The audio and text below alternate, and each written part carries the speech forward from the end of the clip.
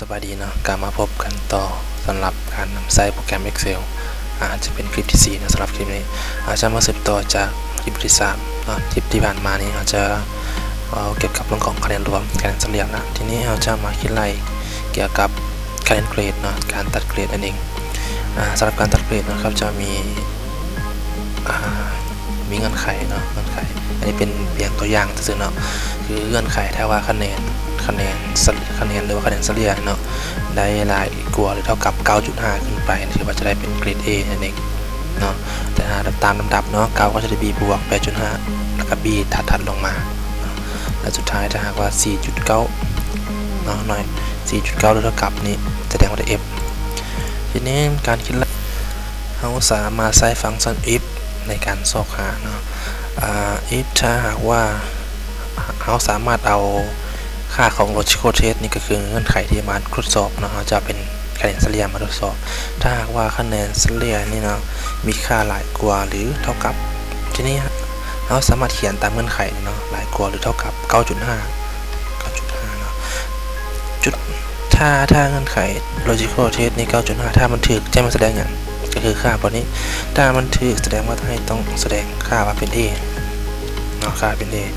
เพื่อเป็นการทดสอบฟังก์ชันว่าถูกหรือผิดเนาะเราสามารถที่จะลองใส่เงื่อนไขเนาะคือถ้าถูกตามเงื่อนไขให้ใส่เป็น A ถ้าบ่ถูกก็จะให้มันแสดงไปเป็น F นะครับตัวอย่างเนาะลองทดลองเงื่อนไขไปก่อนแสดงว่าอันนี้ 7.5 เนาะบ่ถูกตามเงื่อนไขก็เลยได้เพียงแต่ F ฟังก์ชันเฮ็ดแบบไรเนาะถ้าถูกแล้วเราสามารถเขียนต่อไปเนาะเขียนไปเรื่อยๆเนาะเขียนตามเงื่อนไข1 2 3 4 5 6 7 8เงื่อนไขต้องเขียน if ไป8เงื่อนไขเนาะเรื่อยๆ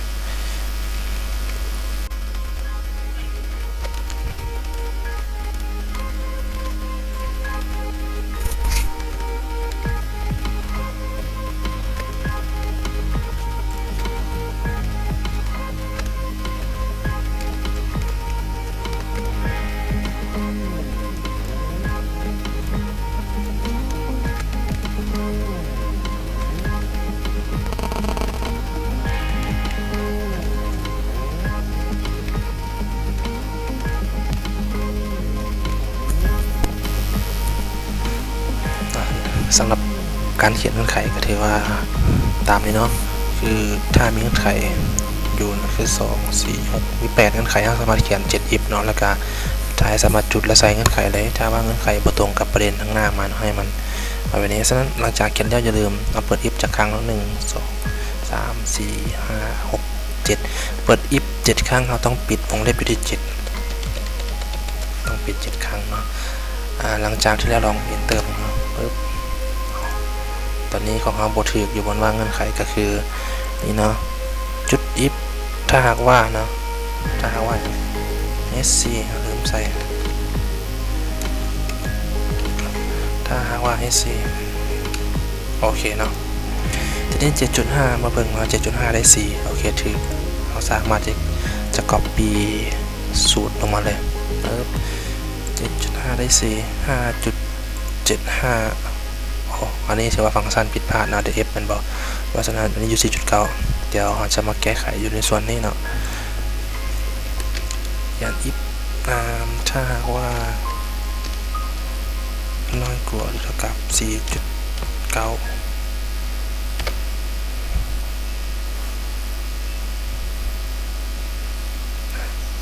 4.9 นะใช่ได้ f ทีนี้ถ้าเงื่อนไขแบบนี้ของเราอาจจะผิดพลาดอยู่ในส่วนของเงื่อนไขที่4เนาะ 6.5 ทีนี้ถ้าได้เป็น 6.4 6.3 อาจจะบ่ได้คะแนนบ่อาจจะไล่ตั้งแต่ 5.0 ขึ้นมาเนาะฉันขอเปลี่ยนในส่วนของจุดนี้เป็น 5.0 5 ถึง 5.0 ในส่วนนี้คือ 5 ขึ้นไปจะได้ดีนั่นเองเนาะสามารถ copyโอเคอันนี้ 5.75 ได้ดีถึงละ 7.25 มาเบิ่งว่าได้ดีบวก 7.25 ดีบวกโอเคได้เนาะเพราะว่า7ขึ้นไปอันนี้ก็คือการ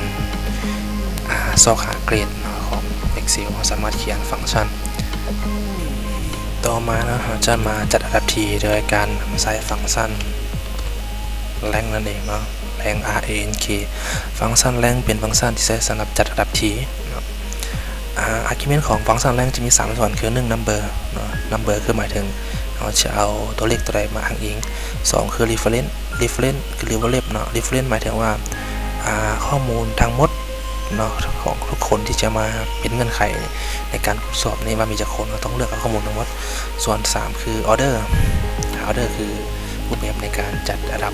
ทีเนาะจะมีการจัดเรียงแต่น้อยหาหลายหรือหลายหาน้อย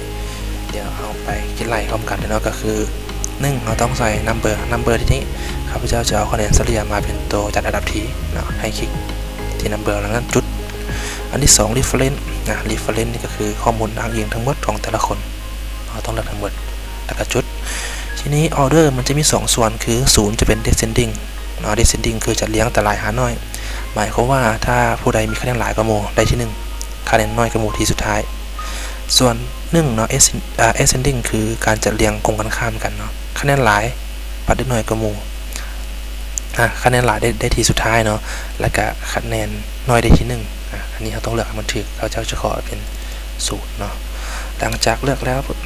เติมออกมาเราจะทำ copy สูตรหรือว่าฟังก์ชันลงมาเลยแล้วก็มาปุ๊บสังเกตว่าอาจจะมีข้อผิดพลาดบางเล็กน้อยนะเพราะว่าอย่างตอนนี้ข้าจะลองเบิ่งที่ข้อมูลคนที่5เนาะดับเบิลคลิกพอดับเบิลคลิกสังเกตว่าค่าของ reference มันทำการเลื่อนลงมาเนาะมันเลื่อนมาลุ่มเห็นบ่มันบุยข้อมูลฉะนั้นคิดว่าผลลัพธ์นี้มันน่าจะบ่ถูกเนาะฉะนั้นวิธีการเราต้องล็อกเซลล์บ่ให้ข้อมูลของค่า reference คลาดเคลื่อนเนาะเราสามารถมาแก้ไขสูตรบนนี้คลิกดับเบิลคลิกเนาะส่วนของค่า reference ก็คือ H4 หา H15 นี่คลิกเสร็จแล้วกด F4 ในคีย์บอร์ด F4 เพื่อทำการล็อกเซลล์บ่ให้มันคลาดเคลื่อนทั้งโลทั้งคอลัมน์เนาะแล้ว Enter หลังจากนั้นเราสามารถที่จะ Copy หลังจาก Copy ดับเบิลคลิกเบิ่งได้เนาะบอกค่ามันจะบ่คลาดเคลื่อนค่า reference มาเบิ่งเนาะคะแนนสูงสุด 8.25 ที่1โอเคเนาะเพราะว่าหลายกว่า 8.25 ที่2 7.75 น่าจะเป็นผลลัพธ์ที่ถูกเนาะ5.75 นี่มี2คนจะได้ไปที่11ที่12จะบ่มีเลยเนาะเพราะว่าที่11ได้2คนในการใช้ฟังก์ชันจัดระดับทีต่อมาจะมาจัดผลสอบสิ่งเนาะในเงื่อนไขก็คือถ้าหากว่าคะแนนเฉลี่ยเนาะ5.0 ขึ้นไปแสดงว่าสอบเสียงผ่านถ้าว่าหลุด 5.0 เนาะ 4.9 ลงมาจะเป็นบ่ผ่านอันนี้สามารถใช้ฟังก์ชัน if ได้เลยเนาะ if ถ้าหากว่าคะแนนห้องนี้เนาะหลายกว่าหรือเท่ากับ5แสดงว่าให้แสดงข้อความว่าสอบเสียงผ่านวันนี้ถ้าหากว่าเงื่อนไขบ่ถูกเนาะจุดสามารถใส่เงื่อนไขที่บ่ถูกต้องก็คือถ้าบ่แม่นเนาะบ่แม่น5ขึ้นไปให้แสดงข้อความว่าบ่ผ่าน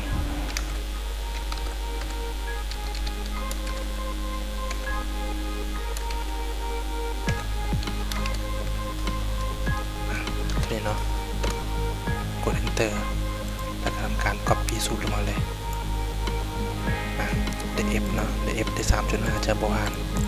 เหลือจะผ่านเอาลองแปลงเนาะใส่0ลงส่วนติดดียังผ่านอยู่ใส่0ได้4มันบ่ผ่านแล้วเนาะแสดงว่าฟังก์ชันของถือก็สำหรับเวิร์กช็อปนี้ก็เรียกว่าสิ้นสุดเพียงเท่านี้เนาะขอบใจ